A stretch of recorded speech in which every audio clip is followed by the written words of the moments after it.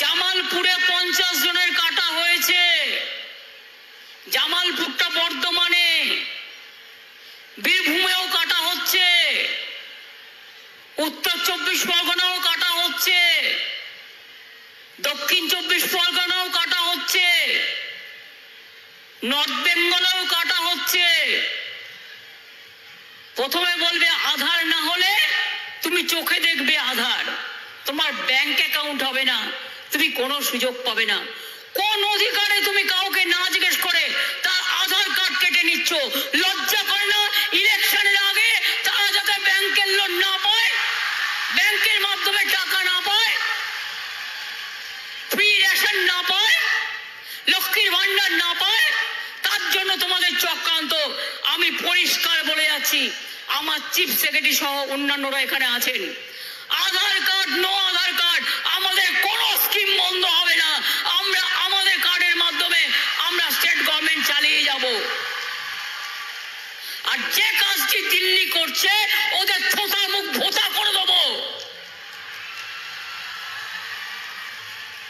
প্রথমে বলবে আধার কার্ড করো, নালে স্কুলে ভর্তি হতে পারবে না, 1000 টাকা দাও। কেন দেবে?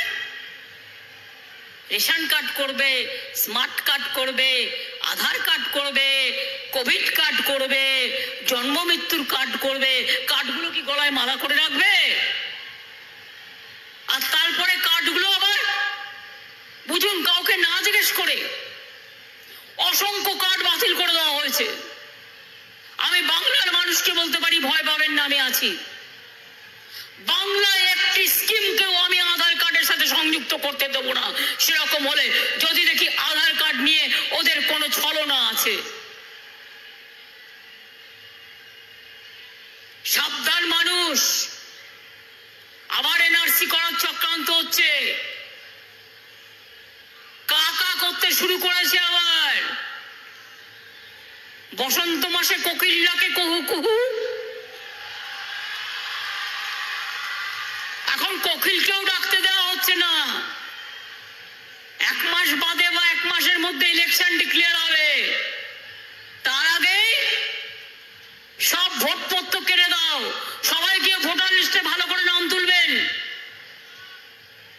আর আমি ভোটার লিস্টে ভোটার কাজের সাথে যারা যুক্ত আছে, কোন সাধারণ মানুষের নাম যাতে বাদ না পড়ে আপনাদের লক্ষ্য রাখতে অনুরোধ করব।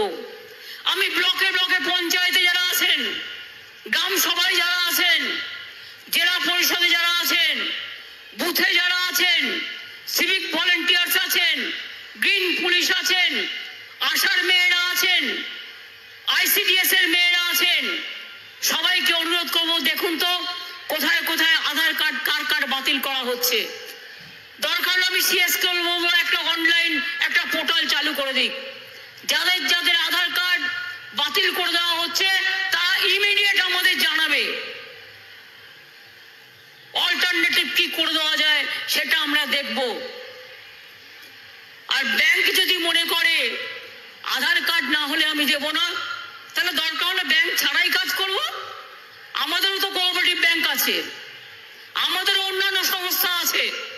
মানুষ যাতে তার কোনো বেনিফিশিয়ারি থেকে বঞ্চিত না হয়, এটা আমার 100% গ্যারেন্টি রইল আপনাদের কাছে। ইউনিফর্ম সিভিল কোড নিয়ে খেলা হচ্ছে। আচ্ছা বলুন তো, হিন্দুদের যে সিস্টেমে বিয়ে হয়, মুসলমানদের কি সেই সিস্টেমে বিয়ে হয়? আদিবাসীদের যে সিস্টেমে বিয়ে হয়, খ্রিস্টানদের কি সেই সিস্টেমে বিয়ে হয়? তপশিলি বন্ধুদের যে সিস্টেমে বিয়ে হয়, অন্যান্যদেরও কি সেই সিস্টেমে বিয়ে হয়? সব জাতির এক একটা নতুন তাদের নিজেদের অধিকার, একটা তাদের শাসন আছে, একটা তাদের পদ্ধতি আছে। সব কেড়ে নেবে। আপনি কি কাপড় জামা পরবেন সেটাও ঠিক করে দেবে। বলছে 1 নেশন 1 ইলেকশন, তার মানে কি রাষ্ট্রপতির শাসন? বলে আমরা বুঝে নেব, লড়ে নেব, গড়ে নেব এবং বুঝিয়ে দেবো। আমরা খেলতেও জানি, আমরা করতেও জানি, আমরা দেখাতেও জানি, আমরা লড়তেও জানি, আমরা আদায় করে নিতেও জানি। আর কেন্দ্রের কাছে চাইবো না, মাথা তো করবো না, বাট চ্যালেঞ্জ তো করবই। আমাদের টাকা তুমি তুলে নিয়ে যেতে পারবে না, রাজ্যের টাকা রাজ্য পাবে। আর একটা আইন করে রেখে দিয়েছে, কি খায় না মাথায় দেয়, পিএমএলএ, কমলা না আমলা জানি না, না গামলা, কারো বিরুদ্ধে তোমার নিশ্চয়ই অভিযোগ থাকতে পারে, কিন্তু বিচারের বাণী কেন নীরবে নিভৃতে কাঁদবে? তুমি বিচার করো, তুমি উইটনেস নাও, তুমি এভিডেন্স নাও, তুমি চার্জশিট দাও এবং লয়ের পথে চলুক। কিন্তু বিনা বিচারে এক একজনকে বছরের পর বছর জেলের মধ্যে আটকে রেখে দিয়ে যদি মনে করো ভোট করবে, মনে রাখবে এটা কিন্তু লোকে সহ্য করবে না। এমার্জেন্সির সময় ইন্দিরা গান্ধী প্রায় 2100 লোককে জেলে ভরে রেখেছিলেন, রেখে ভেবেছিলেন আমরা সবটাই জিতব, হেরে গিয়েছিলেন দুর্ভাগ্যবশত। এবং আজও আমি বলছি, যদি কেউ মনে করে কথায় কথায় সিবিআই দিয়ে, ইডি দিয়ে ভয় দেখিয়ে, জেলে পুড়ে দিয়ে তারা ইলেকশনটা করবেন, তাহলে জেনে রাখুন বিজেপির কথায় যদি ইলেকশন কমিশন চলে, তাহলে মনে রাখুন আমাদের অধিকার আছে বিরোধিতা করবার, আমাদের অধিকার আছে আমাদের কথা বলবার, আমাদের অধিকার আছে মানুষের কথা বলবার। আমরা কারোর দয়ে বেঁচে নেই। এক সময় সিপিএম এর অত্যাচার সহ্য করেছি, আর আজকে আমাকে বিজেপির অত্যাচার সহ্য করতে হচ্ছে। কংগ্রেস, সিপিএম আর বিজেপি, বাম রাম শাম দুর্ভাগ্যবশত এক হয়ে গেছে। আজকে নয়, গ্রাম সভা ইলেকশনে আপনারা দেখেছেন, পঞ্চায়েতে দেখেছেন, বিধানসভায় দেখেছেন, লোকসভায় দেখেছেন, সব নির্বাচনে দেখেছেন যে সিপিএম সবচেয়ে বড় গদ্দারি করেছে বাংলার মানুষের সাথে। শুধু নরমুন্ডু নিয়ে খেলা করেছেন, তাদের মুখে বড় বড় কথা শোভা পায় না বন্ধু। আদিবাসীদের জন্য কোনোদিন চোখের জল ফেলেছেন? আদিবাসীরা যে আমাদের সমাজের প্রথম শ্রেণীর মানুষ, একবারও তাদের জন্য এক ফোঁটা চোখের জল ফেলেছেন? ফেলেননি।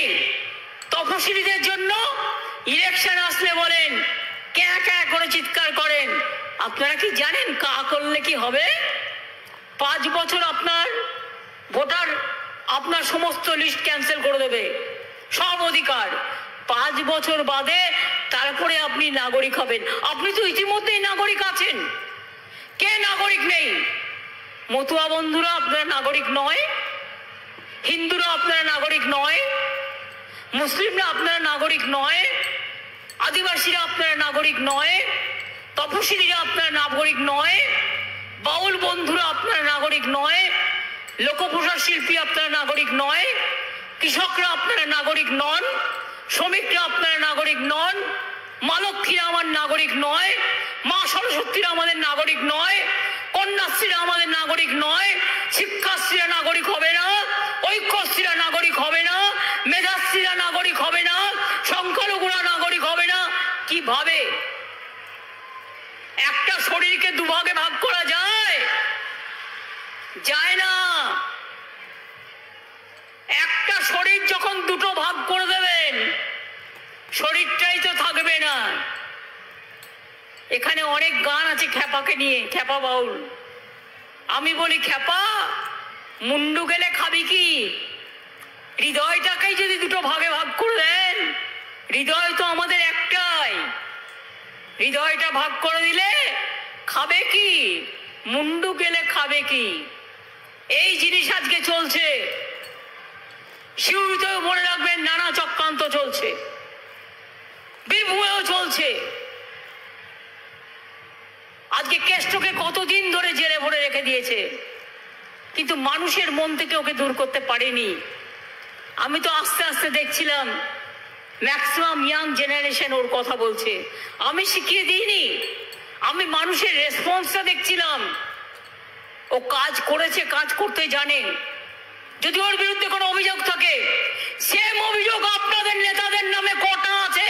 আজ পর্যন্ত একটা কেস আপনারা অ্যাকশন নিয়েছেন?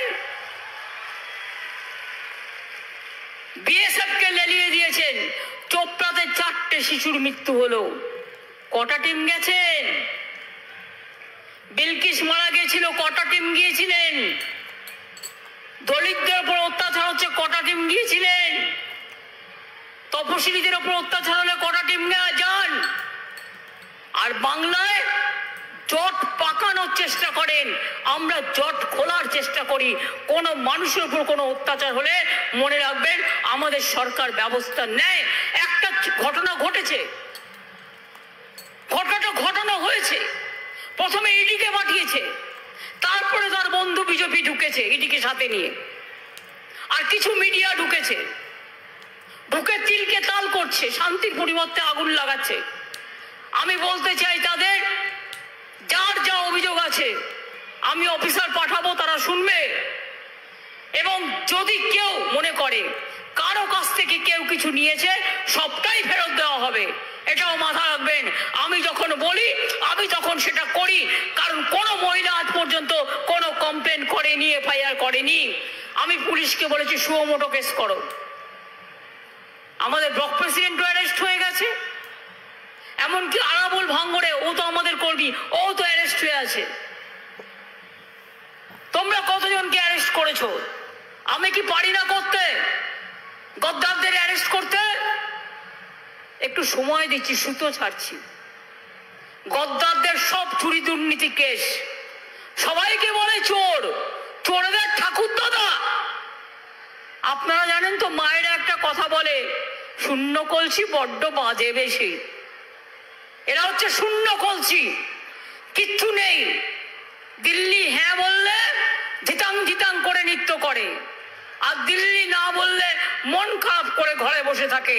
দিল্লির দয়ায় রাজনীতি করে, বাংলাকে ভালোবাসে না। এরা অ্যান্টি বেঙ্গলি, এরা অ্যান্টি মহিলা, মনে রাখবেন এরা অ্যান্টি দলিত, অ্যান্টি কিষাণ, অ্যান্টি ফার্মার্স। লক্ষ্মীর ভান্ডার আমার মা বোনেরা কোথায়?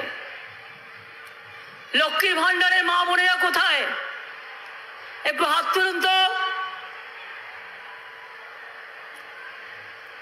আগামী এপ্রিল মাস থেকে, 1 এপ্রিল থেকে যারা 500 টাকা পেতেন তাদেরকে 1000 করে দেওয়া হয়েছে।